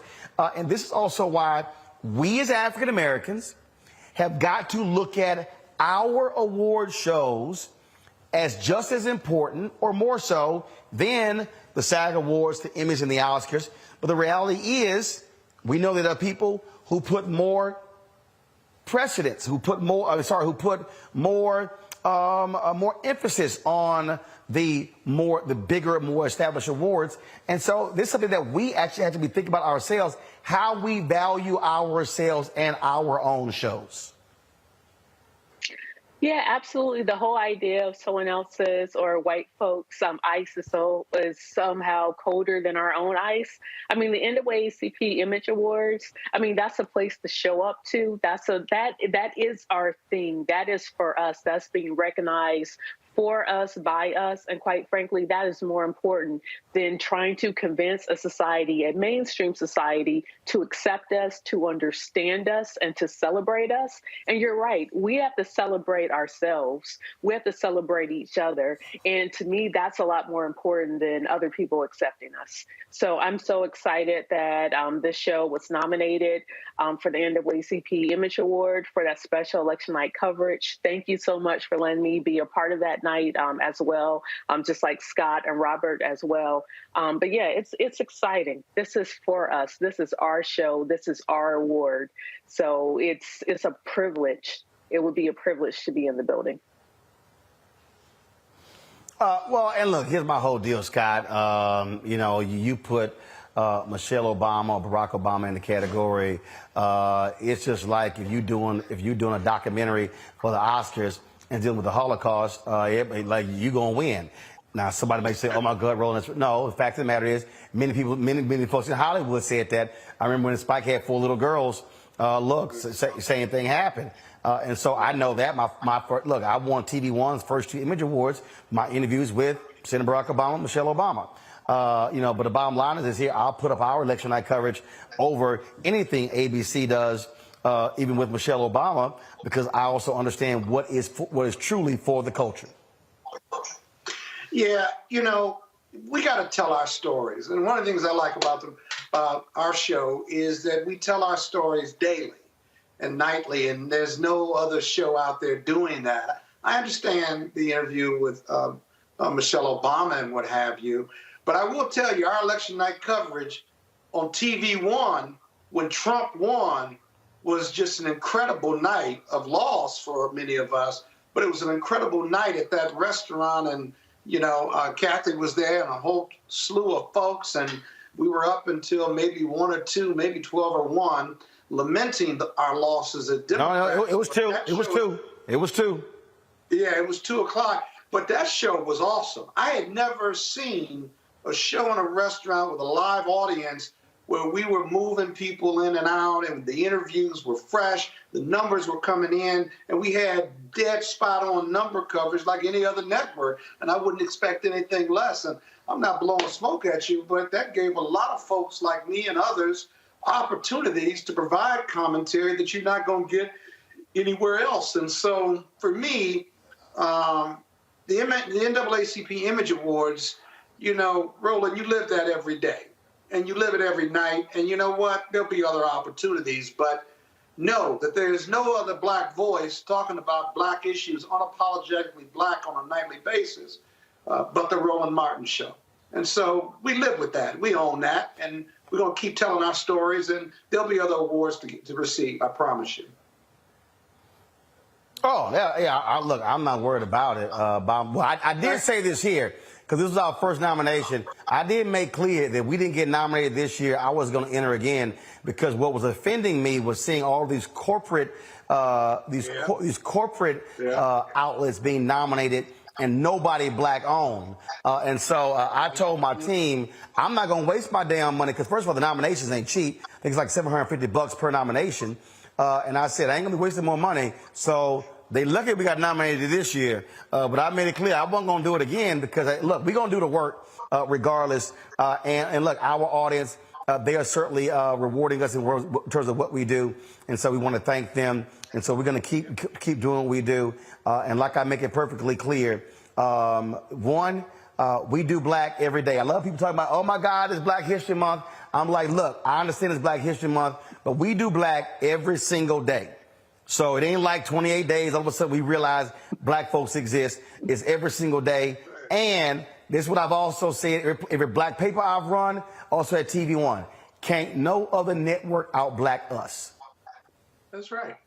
That's right. Try. And that's our space. It ain't going to work. It's great to have that space. Ain't nothing wrong with having that space. And people who keep talking about you and your days at CNN and otherwise, gosh, this is black-owned media at its best, right? And it's working. And it is high level. It's excellent. It has excellence every day your team shows up. And there's no place else on earth doing what you're doing as an entrepreneur, not just as a journalist, but as an entrepreneur. I understand both of those worlds as counsel to NMPA, and there's nobody else is doing this. And you chose this space to branch out in. You've been at this a long time, but I remember the TV one that you chose this and you promoted, said, we're getting ready to do something special with the Black Star Network and these deals that we're doing and stuff. And you leaped out on faith as an entrepreneur, and it's working. It's working. I wish you'd get us back in the studio, but that's another discussion. Oh, no, look, we're going to do that. We ease it back into it. So, we'll make that happen. That's not a problem. But that's definitely going to happen. But it's easy to cut you off when you're not in the studio. And I want my jacket. It's easy. A jacket. That you get everybody gets a jacket but me. Guess Kappas can't get a jacket. Kappas can't get a jacket. That's wrong. That's wrong. People stop me there. Scott, what's wrong with you? Scott. That's that, man. He don't like me. Scott, he don't that's like not. Me. He's jealous of me. Scott, that's not the problem. We didn't order any small sizes.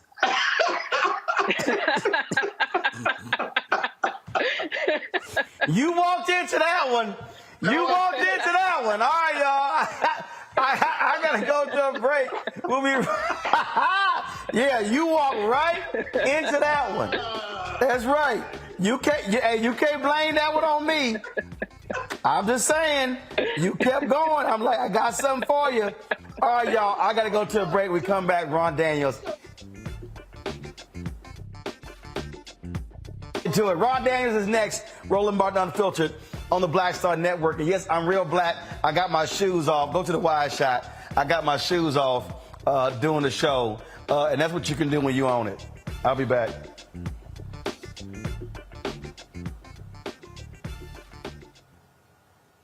I'm Deborah Owens, America's Wealth Coach, and my new show, Get Wealthy, focuses on the things that your financial advisor and bank isn't telling you, but you absolutely need to know. So watch Get Wealthy on the Black Star Network.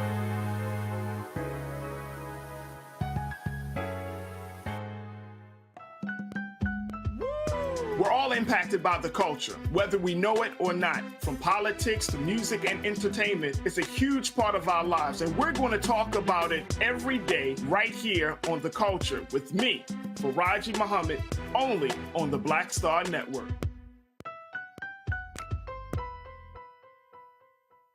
Hi, I'm Dr. Jackie Hood Martin, and I have a question for you. Ever feel as if your life is teetering and the weight and pressure of the world is consistently on your shoulders? Well, let me tell you, living a balanced life isn't easy. Join me each Tuesday on Black Star Network for A Balanced Life with Dr. Jackie. We'll laugh together, cry together, pull ourselves together, and cheer each other on. So join me for new shows each Tuesday on Black Star Network, A Balanced Life with Dr. Jackie. Black Star Network is here. Oh, no punch! I'm real revolutionary right now. Thank you for being the voice of Black America. All momentum we have now, we have to keep this going. The video looks phenomenal. See, there's a difference between Black Star Network and black-owned media and something like CNN. You can't be black-owned media and be scared. It's time to be smart. Bring your eyeballs home. You dig? Hi, I'm Vivian Green. Hey everybody, this is your man Fred Hammond, and you're watching Roland Martin, my man, Unfiltered.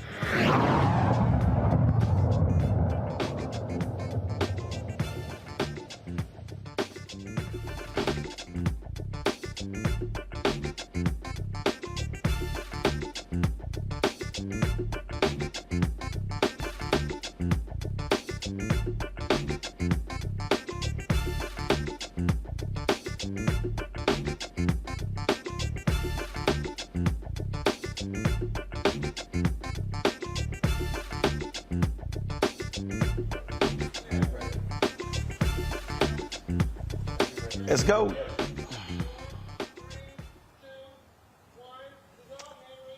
All right, folks, welcome back to Roland Martin Unfiltered on the Black Star Network. The State of the Black World Conference is taking place in Baltimore. Folks from all across the country and other parts of the world are going to be there. This is the Institute of the Black World's 21st Century State of the Black World Conference.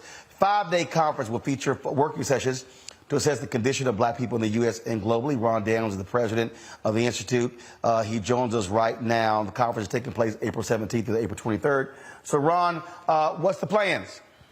Well, the plan is to have a plan. In other words, what we typically do at the State of the Black World Conferences is not only look at analysis, but we also try to have sessions where people have an opportunity to lay out solutions. So we have these 8 issue areas that you mentioned. We're going to talk about the environment. We're going to talk about crime and gun violence in the community, socially responsible entrepreneurship, questions that relate to gentrification, 8 areas altogether. There'll be one on hip hop and its contributions to the Black freedom struggle.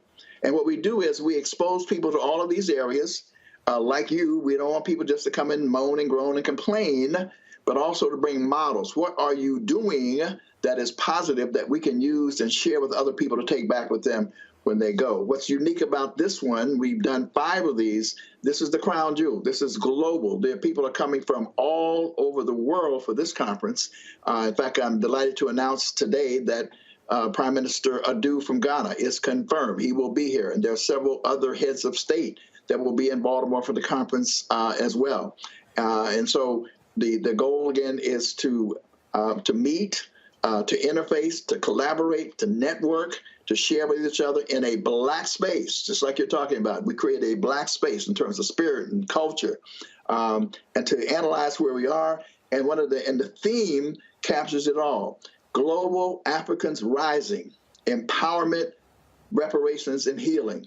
Reparations will be one of the key thematic areas that will run throughout the conference, because reparations is exploding all over the world in a way that is challenging these systems of white supremacy, and we're making progress both in this country and throughout the world. So that's the plan. And we want people to go to IBW21.org, IBW21.org. And of course, we're hoping that you're going to agree to be the co-moderator with Dr. Julianne Malvo, as you did with the town hall meeting we had back in November, because we're going to have a global town hall meeting with people to discuss not only what's happening here in the U.S., but what's happening throughout the world. Last conference was held. How do you track what changed, what was actually done, who actually accomplished what? How do you do that? Well, we do it by having some of the same people who are facilitators facilitate the sessions again, and bring people together to share what the outcomes have been in their respective communities. And proactively, in some of these areas, we already have a sense of what we want to do. We want to share with people. If you take the area for gentrification, for example, we say that there's a state of emergency in Black America around gentrification, displacing Black people and Black culture. So what we want to do and have done is to begin to bring together activists, policymakers, and so forth who are dealing with this issue all across the country, who have not been meeting with each other, who have not known each other, to come together to begin to talk about how they can collectively move together. In that regard, we want to create a national network, and we want to have a national resource center, and that resource center can provide technical assistance for people who are engaging in the struggle across the country. Similarly, in the area of police violence, Pastor Mike McBride and a number of people who are doing work in this area and doing it impeccably. We want to gather as many people. As you well know, this is an area that is just cutting at the heart of Black people all across this country, bringing people together to figure out how we can best deal with this question of internal violence and fratricide. And there are people who are doing it and doing it relatively successful. How do we interface with each other and do that more consistently, both in terms of what we want to do internally, what we want private institutions to do, and what it is that we demand of government in order to help cure and heal our communities. So in area after area after area, that is the approach that we use. In fact, one of the things that we do is we have people, everybody will get a chance to see what's happening in each of these 8 areas. But on Saturday, one of the unique features of the State of the Black World Conference is you only pick one area and you stay in that one area. You'll have 3 2.5-hour sessions. So you take a deeper, more qualitative dive into that issue. So even though people would like to pick a little over here, a little over there, and we know that, we ask you to pick only one area. You get a chance to see what everybody's doing in their area. You get a window. You see the issues that are being covered. But you stick in one area so that you have an opportunity to get a deeper dive. And then on Sunday, we have people come and they report out. We create what we call a declaration of intent. We don't claim that IBW in and of itself and by itself has the ability to implement all the things that are being talked about, but at least we get an idea of what is being proposed and what organizations may actually come together to help implement a particular part of it. It is an incredible experience, and of course, again, this one is really larger than ever before because we have, again, key leaders from all across the world coming to interface with Black people. There's a global Black experience. Rebecca, your question for Ron. Sure, Dr. Daniels, in 2021, the Congress passed ARPA, the American Rescue Plan Act. It sent billions of dollars to the states that are now making its way to different Black communities that have to be spent by 2026. There are a lot of Black leaders across the country trying to figure out what to do with that money and how to move the Black community forward. Would you say that this conference coming up in April will help some of those communities and community leaders come up with a plan of the best way to use this capitalization to really move Black communities forward in this country? I don't know if they were addressing that question specifically, but as it relates to water and climate change, not climate, and environmental justice, this is one of the areas in which some of those dollars are being allocated. And one of the issues, as you well know, is in places like Jackson, Mississippi, they're trying to figure out how to not get the money to the local communities, but to have those monies be stalled at the state. We will definitely be meeting to try to figure out how to challenge that kind of reemergence of states' rights that really creates a new kind of apartheid. So even though you've been starving already, you won't. There are ways in which they're trying to block those resources, from coming and flowing into those communities. So there will be those kinds of conversations that will be taking place. Robert? Thank you so much for all that you do and all the work that you put together thus far. What are going to be the efforts to finally hold Congress accountable for actually moving on many of these issues, whether it be the study committee on reparations or any of the other issues within the African diaspora? The Congressional Black Caucus, the largest caucus in Congress, it's the largest it's ever been. You have 50 plus members in the House, 2 United States senators. What is being done to force them to actually move and act? Well, we don't see this conference specifically as trying to necessarily force the CBC to act. I would say that the CBC is exercising considerable influence. We're trying to, in fact, get not the CBC, but we're trying to get Biden to move on getting H.R. 40 enacted by executive order. And so that will be one of the things that we'll be talking about, is how we can amass greater energy around that particular issue. We will, in fact, have people like Latasha Brown and Melanie Campbell and others talk about how we more effectively utilize the black vote. We're in a scenario, quite frankly, where the black vote was responsible for blunting the so-called red tide. It was a black-led blue wave that did that. And of course, as Roland has talked about, and I agree, we will be talking about how we, in fact, create a greater culture of civic engagement and civic participation, so that our people are always ready for the, dare I say, the nonviolent march on ballot revolution, in order to not only hold the Congressional Black Caucus accountable, but in fact to continue to advance our agenda. One of the key issues at this point is, of course, we're facing the alt-right, raw, naked forces of white supremacy and white nationalism. Unfortunately, with the House being in the hands of these crazy MAGA mad people, it makes it very difficult for some of the things to move forward in the way that we would like. And yet we have to continue to raise the demand. We have to continue to raise issues like the Floyd criminal justice reform bill, like the John Lewis voting rights bill. These are things that actions can be taken on by Biden by executive action. But it is really reparations, H.R. 40, of all of these bills, which has the greatest potential to actually be up and running, because it's no longer a study bill. It is a bill to study and develop reparations proposals for African Americans, which means that actual commission with a budget of $20 million can actually be doing the work. So we support all of these efforts, all of these actions. They will be, I'm sure, permeating throughout the conversations that we have at the conference. We anticipate several members of the CBC to be there, as well as mayors being there, people who are elected officials not only in the U.S. but around the world. And again, we'll be pushing these issues forward. Ron. All right, then, Ron. Well, look, we certainly No, Scott, you can't ask a question, Scott, because you asked 3 questions in that education segment. Who's counting? You thought I forgot, huh? You thought I forgot. I don't forget nothing. I thought you were asleep. No. No, son. No. Meet Scott. I remember everything. Ron, tell people where to go.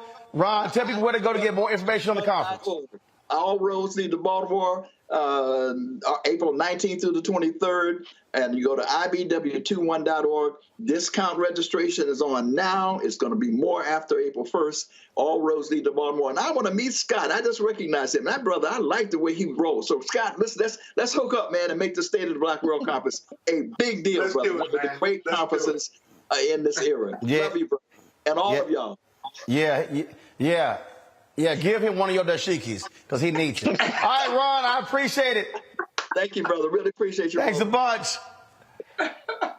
Y'all, TikTok is next. You're watching Roland Martin Unfiltered, the blackest show out here. Back in a moment.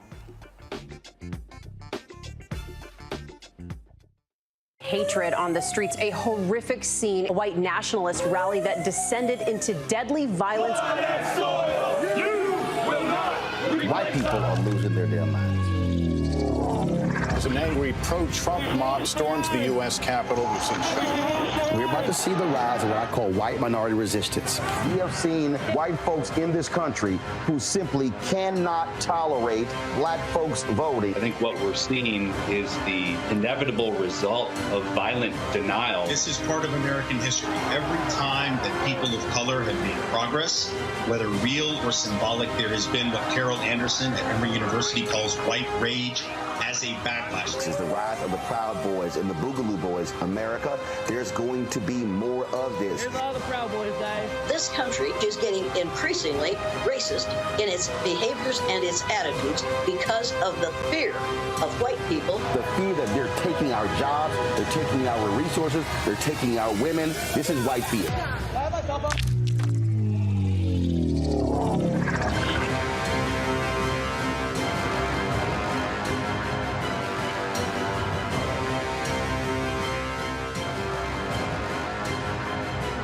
Pull up a chair, take your seat. The Black Tape with me, Dr. Greg Carr, here on the Black Star Network. Every week, we'll take a deeper dive into the world we're living in. Join the conversation only on the Black Star Network. Hey, I'm Donnie Simpson. What's up? I'm Lance Gross, and you're watching Roland Martin Unfiltered.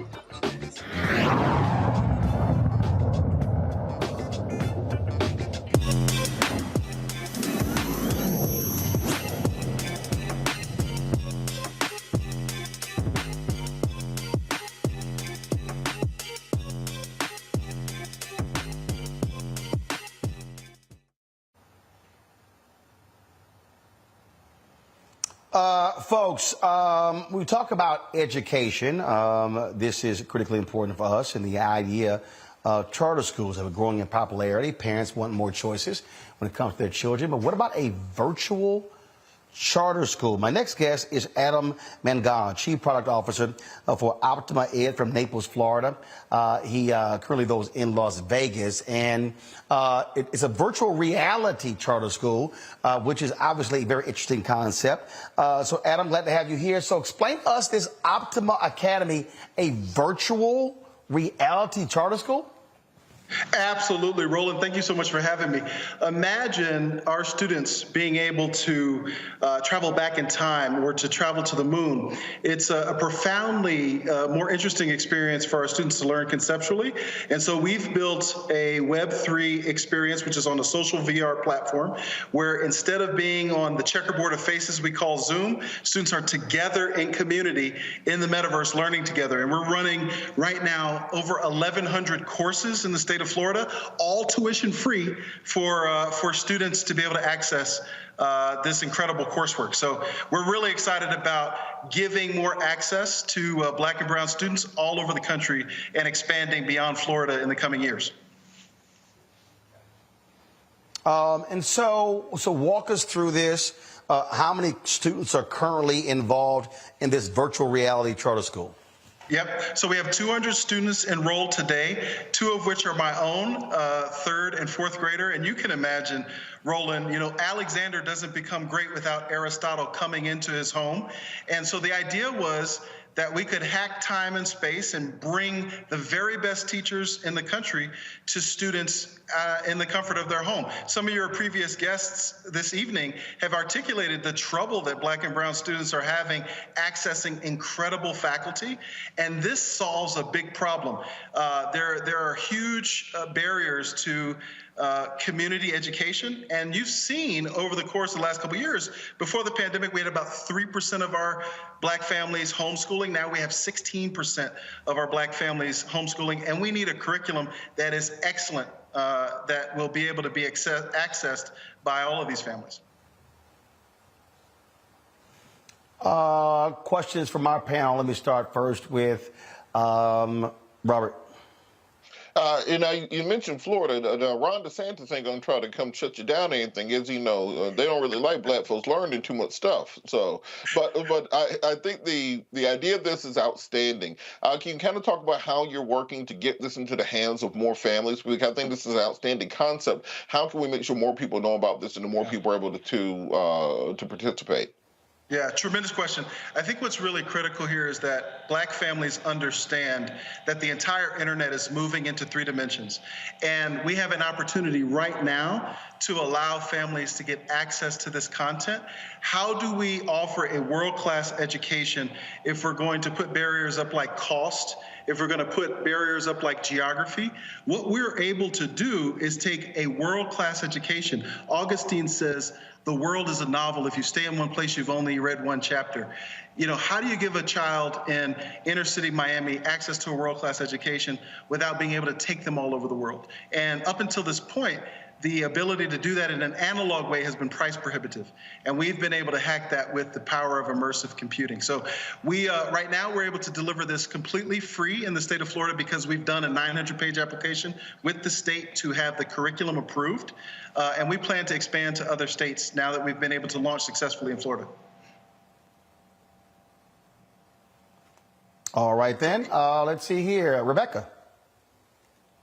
Sure. So, Adam, how do you bridge the gap in the virtual world between a didactic learning style, like a hands-on learning style, to virtually? How do you make sure that students who might have neurodivergence or all sorts of different ways and modalities of how they learn, how do you make sure that this type of model can work, across the spectrum of different types of learners?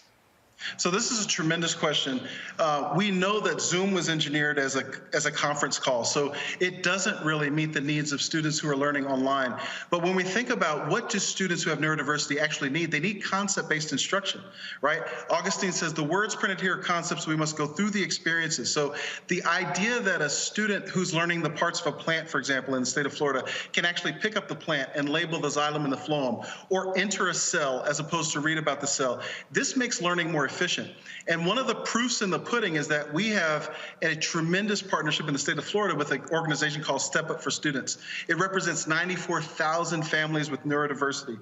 And so being able to learn in a hands-on fashion, in a concept-based way, where students can actually manipulate the academic assets, becomes a very, very relevant and engaging way to learn. And as you know, with students with neurodiversity, the more relevance and the more engagement that we can offer, the better chance we have of growth. Right now, we've shown about 9% higher performance on math and literacy than our other counterparts right now in the state of Florida. So we believe that the concept-based model is a much better model for students who need that kind of approach. Scott. Oh, I get a question now. Wow. Okay. So. You get a question. A question. I forgot it's your show. You know what? I love the concept, but what do you say to your critics who say, okay, it's in Florida, you got virtual learning, I like everything about that, but there's more to an education than just teaching. What about the lack of social interaction, these kids who are enrolled, that they lose that concept and precept, and just how to socialize and talk to other students, even though they may be getting a great education? What do you say to those critics of your program? So I am so grateful for that question, because that's really the insight. That's the thing that we know to be true that others would disagree with us on. Because it is a social VR platform, students are actually physically together in the metaverse as avatars. So we're solving the loneliness problem in online education by having that common courtesy of connection and that sense of presence, and having a teacher actually deliver instruction with that group of students present together, so that the teacher can give real feedback, real-time feedback, and that the students can benefit from each other's perspectives, right? So you read an incredible book, the memoirs of Frederick Douglass, and then you have the opportunity to discuss the impact of that cultural context in the metaverse. This is a very powerful tool to be able to create, again, relevancy and benefit from the sense of presence that you can achieve on Zoom. How do you deal with the students who do not? How do you deal with the students who don't have high-speed internet to be able to access this virtual reality charter school? Yep. So I'm running right now, Roland, on a Wi-Fi hotspot, and because we're funded publicly, we're able to provide internet for our families. My two children actually go to school in a rural area on a farm. And so, part of this was selfish for me. I wanted them to have a world-class education, and we wanted to develop it in a way that if we could ship a Wi-Fi hotspot, we could run the school. And so the great thing is, families can take this school with them if they travel internationally, if they're traveling around the country. They're not confined to a specific geography. This is what I think is revolutionary about our approach. The other element that I would add is that, part of my dream is to make ambulatory learning great again, right? Our very best teachers, Jesus, Socrates, these folks did not read nor write, but what they did was they walked next to their students and they asked them questions. And so that ability to take your very best teacher with you and have that teacher extend thinking by asking great questions like your panel is asking this evening, I think is a very revolutionary concept in terms of giving access to a world-class education.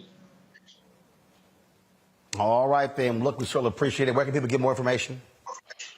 Oh, absolutely. Check us out at optimaed.com, and our school is Optima Academy Online. You can see us, check us out on Twitter, YouTube, and Instagram as well. All right. We appreciate it. Thanks a lot. You're amazing. Love your show, Roland. Thanks, you. I appreciate it. Thanks a lot, folks. I got to go. I got to go sit on the panel for NAACP. We'll stream that later. I am not here tomorrow. Robert, are you filling in tomorrow? Nobody told me yet, but if you need me to, Okay. Erica, Erica's filling in tomorrow. Sorry, I thought it was you. So I'm speaking to the AK Regional in Huntsville, Alabama. So I'm flying on a red eye tonight to get there. So the AKs, I'll see y'all tomorrow. And then I'm back to LA on Friday for the Image Awards. We got interviews with Roland. We're going to be on the red carpet. And of course, we're going to be on the red carpet on Saturday as well. So Rebecca, Robert, and Scott, 5 questions, Bolden. We appreciate it. Thanks a bunch. I'll see y'all on Friday. Y'all know how we do. Holla! Folks, Black Star Network is here. Oh, no punches! I'm real revolutionary right now. Support this man, Black Media. He makes sure that our stories are told. Thank you for being the voice of Black America, Roland. Stay black. I love y'all. All momentum we have now, we have to keep this going. The video looks phenomenal. See, there's a difference between Black Star Network and black-owned media and something like CNN. You can't be black-owned media and be scared. It's time to be smart. Bring your eyeballs home. You dig? Pull up a chair, take your seat. The Black Tape with me, Dr. Greg Carr, here on the Black Star Network. Every week, we'll take a deeper dive into the world we're living in.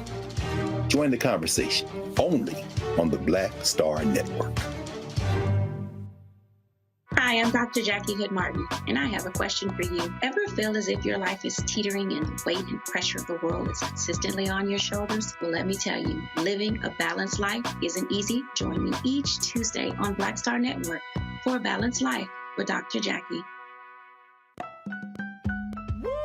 We're all impacted by the culture, whether we know it or not. From politics to music and entertainment, it's a huge part of our lives, and we're going to talk about it every day right here on The Culture with me, Faraji Muhammad, only on the Black Star Network. I'm Deborah Owens, America's Wealth Coach, and my new show, Get Wealthy, focuses on the things that your financial advisor and bank isn't telling you, but you absolutely need to know. So watch Get Wealthy on the Black Star Network.